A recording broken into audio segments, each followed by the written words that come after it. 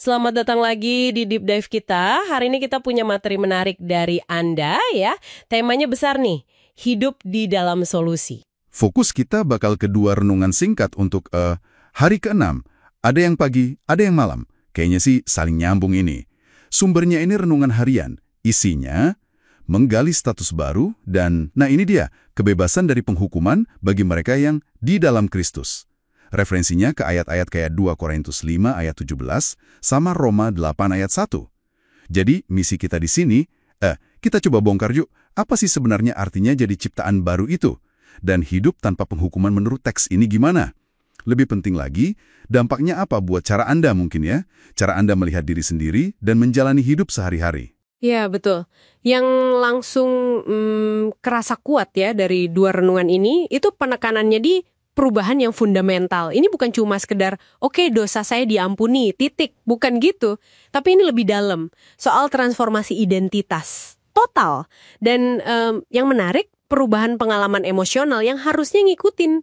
Jadi bukan polesan luar aja, tapi sampai ke akar. Oke. Mari kita mulai dari yang pagi dulu deh. Status baru, hidup baru. Ayatnya kan jelas banget 2 Korintus 5:17.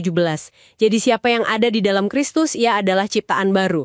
Nah, renungan ini bilang ini bukan sekedar perbaikan atau upgrade gitu ya, tapi sesuatu yang benar-benar baru. Gimana kita bisa pahami ciptaan baru ini secara praktis? Apakah ini otomatis langsung terasa gitu? Itu pertanyaan bagus. Renungannya sendiri menyoroti kontras yang tajam loh. Identitas lama, orang berdosa yang terpisah, itu secara eksplisit diganti. Diganti dengan apa? Anak Allah yang dikasihi. Masa lalu, dosa-dosa lama. Itu ditegaskan lagi. Udah nggak mendefinisikan siapa Anda sekarang. Implikasinya gede banget. Cara hidup baru itu muncul bukan karena, katakanlah, Anda dipaksa. Atau Anda mati-matian berusaha ubah kebiasaan. Idealnya justru karena jati diri Anda yang sekarang itu memang beda. Sumbernya bilang identitas baru inilah yang kasih kekuatan sejati buat hidup beda. Jadi ada pergeseran dari melakukan jadi menjadi. Wah, menarik. Jadi bukan cuma label baru ya, tapi sumber kekuatan baru. Dan tadi Anda bilang ini nyambung ke renungan malam. Betul sekali, nyambung banget. Renungan malam judulnya Bebas dari Penghukuman. Itu kan ngambil dari Roma 8:1. Demikianlah sekarang tidak ada penghukuman bagi mereka yang ada di dalam Kristus Yesus. Istilah di dalam Kristus Yesus ini gampangnya ya nunjuk ke mereka yang udah bersatu dengannya lewat iman, udah jadi bagian dari keluarganya lah gitu. Nah, kalau renungan pagi tadi ngomongin soal siapa Anda sekarang ciptaan baru, renungan malam ini lebih ke gimana Anda bisa hidup secara emosional, secara spiritual, karena identitas baru itu. Oke, jadi bebas dari rasa takut dihukum. Renungannya bilang gitu ya, karena hukuman udah ditanggung Kristus. Jadi nggak ada lagi tuntutan hukum ilahi buat Anda. Tapi, gini, nggak bisa disalahartikan nih. Mungkin ada yang mikir, wah enak dong, kalau nggak dihukum berarti bebas dong mau ngapain aja. Gimana sumber ini menyimbangkannya? Ada nggak dijelasin? Iya. Itu kekhawatiran yang wajar dan sering muncul. Tapi coba perhatikan arah yang diambil renungan ini. Kebebasan dari penghukuman itu bukan dimaksudkan sebagai lisensi buat berbuat dosa seenaknya.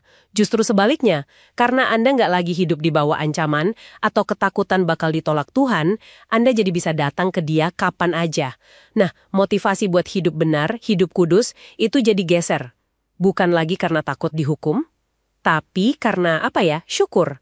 Syukur atas anugerah yang udah diterima. Ini perubahan motivasi yang radikal banget loh. Dari takut jadi terima kasih dan kasih. Iya. Jadi rasa syukur ya yang jadi mesin penggerak barunya, menggantikan rasa takut. Itu perubahan perspektif yang, signifikan ya. Tepat. Dan kalau kita coba tarik benang merahnya nih ya, dua renungan ini tuh kayak dua sisi dari satu koin emas yang sama. Identitas baru sebagai ciptaan baru itu secara logis ya menghasilkan pengalaman baru. Tidak ada penghukuman. Keduanya itu buah dari solusi teragung yang disebut di awal renungan pagi. Anda nggak bisa punya yang satu tanpa yang lain. Dalam kerangka pemikiran ini setidaknya. Identitas baru tapi tanpa kebebasan emosional rasanya hampa kan? Sebaliknya, kebebasan tanpa dasar identitas baru juga bisa jadi rapuh. Dan ini nggak berhenti di penjelasan konsep aja kan ya? Saya lihat ada pertanyaan refleksi juga di sumbernya. Well, itu satu hal. Tapi menginternalisasi dan menghidupinya itu tantangan lain lagi. Ada potensi gap nih antara apa yang Anda percayai secara teologis sama apa yang Anda rasakan atau praktekkan sehari-hari. Oke, jadi Kalau kita coba rangkum buat Anda nih ya, pendengar, inti dari deep dive materi renungan ini tuh ada 2 gagasan besar yang transformatif.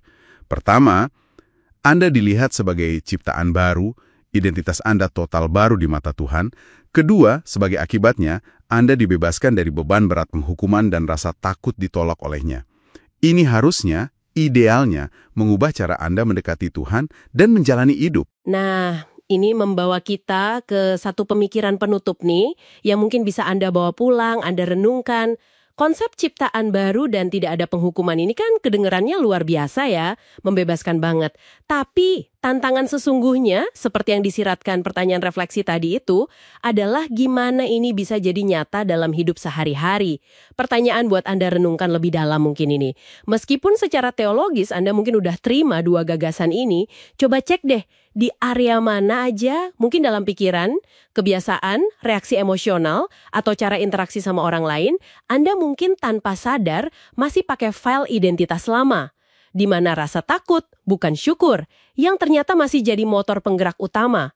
Terus gimana caranya Anda bisa secara aktif, secara sengaja gitu ya, memilih buat menghirup udara kebebasan dan kebaruan ini setiap hari, lebih dari sekedar tahu ayatnya. Apa ya, satu langkah kecil aja hari ini untuk hidup dari identitas baru itu, bukan cuma menuju ke sana. Wah, itu pertanyaan reflektif yang dalam banget ya buat kita bawa dari sini.